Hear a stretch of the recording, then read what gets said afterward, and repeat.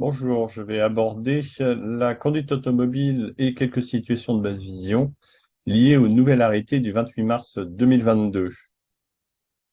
Voici le plan de la présentation en partant de la nouvelle réglementation et en finissant par quelques cas cliniques de neuro-ophtalmologie.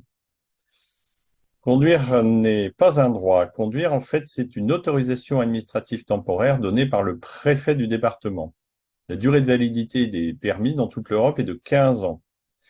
Il y a une tolérance pour les vélos, trottinettes, petits cyclos, voitures sans permis, tracteurs, qui roulent sur l'espace public, mais sans aptitude médicale, mais qui doivent cependant respecter le code de la route.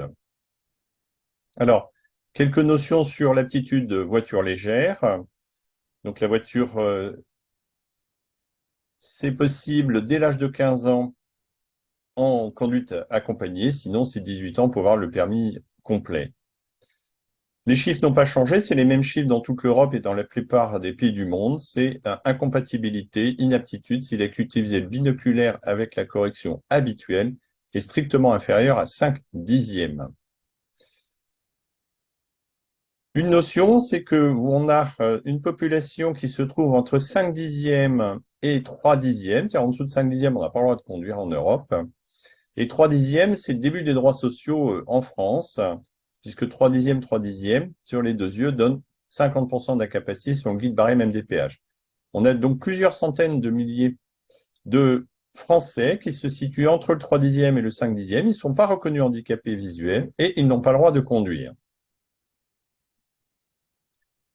Le champ visuel pour le groupe léger permis B, donc il doit être de 120 degrés sur le méridien horizontal, c'est à peu près la distance angulaire entre les rétroviseurs de la plupart des voitures.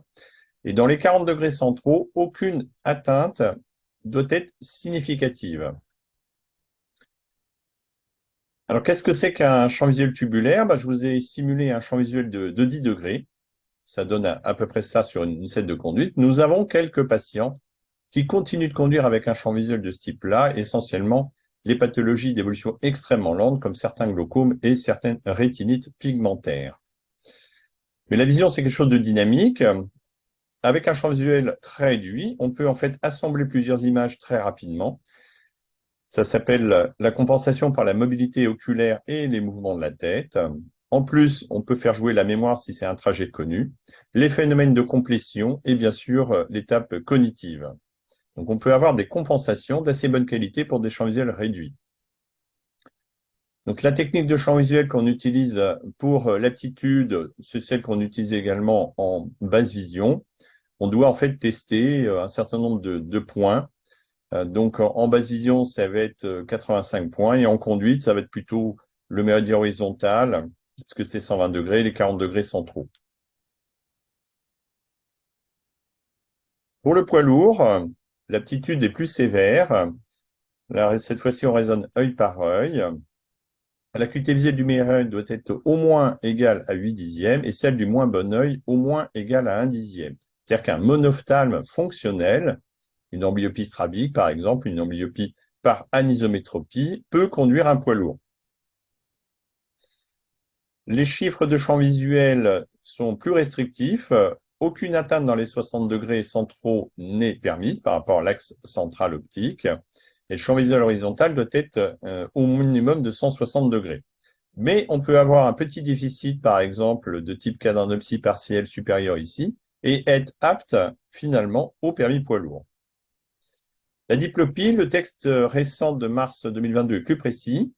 Incompatibilité définitive après avis médical spécialisé si la diplopie est permanente et ne répond à aucune thérapeutique optique, médicamenteuse ou chirurgicale.